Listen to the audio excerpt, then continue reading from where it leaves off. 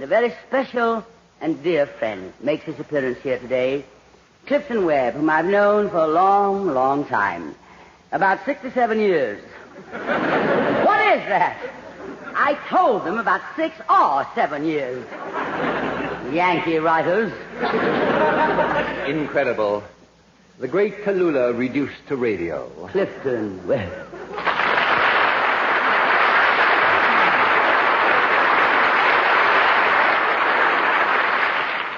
Darling, I received your frantic cable in London, and I took the first plane back. How was the trip, Clifton? Swift.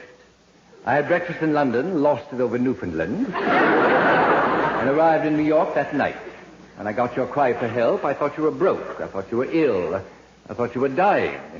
These I wouldn't mind, but Tallulah Bankhead on radio? Huh. What would Sarah Bernard say? Eleanor Duza?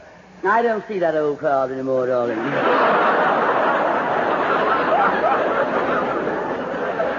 I'm in radio. This is my new medium. And couldn't your new medium put you in touch with that old crowd? But Clifton, this is a new crowd. They're big names in radio. Haven't you ever heard of Fibber McGee and Molly? Fibber, McGee, and Molly? And you put yourself in the same class with those three? No, Clifton. Fibber McGee and Molly are only 2. 2 indeed. You're forgetting, Tallulah. I wrote the song. Just Molly and me, and baby makes 3. The baby's name was Fibber. Well, obviously, darling, you don't know very much about radio. You should become more familiar with it. I already have a contempt for it, which familiarity usually breeds. Well, how can you talk about radio that way, Clifton? Do you realize that every Sunday I can reach 20 million people? How fortunate for you it's not the reverse. I promise you, Tallulah, had I known that you were having to descend to this, I would never have invented radio. You invented radio? Don't play the startled fawn, dear. Surely you've heard of the network web on radio stations? Mr. Belvedere, you're beginning to take your movie role seriously. Oh, and how is your old crowd in the movies? Abbott and Costello, and Sabu, the elephant boy, Francis, the mule, and Betty, what's her name? Hutton. Surely, Tallulah, you're not mentioning motion pictures in the same breath with radio. Don't talk to me about radio. I've seen those popcorn classics in which you appear. Clifton, really a babysitter.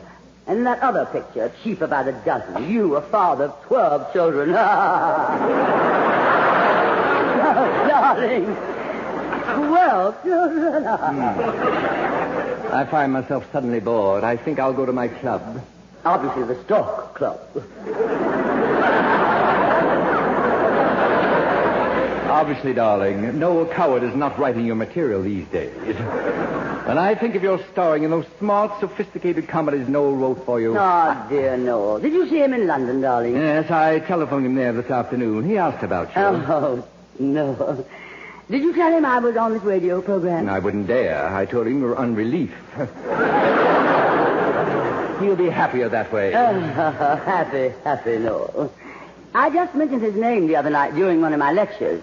Oh, I didn't tell you, darling. I'm lecturing now, you know, all over the country. And what patent medicine are you selling? Clifton, how dare you?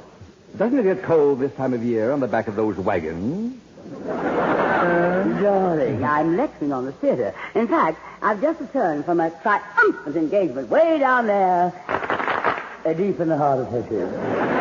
That's a great arrangement. Is this the claque that you travel with? Huh? Look here, you baby burping bull. Now, that's more like it. This is the Tallulah I've known and loved for so many years. But tell me, why have you sunk to this? What does it get you? Money.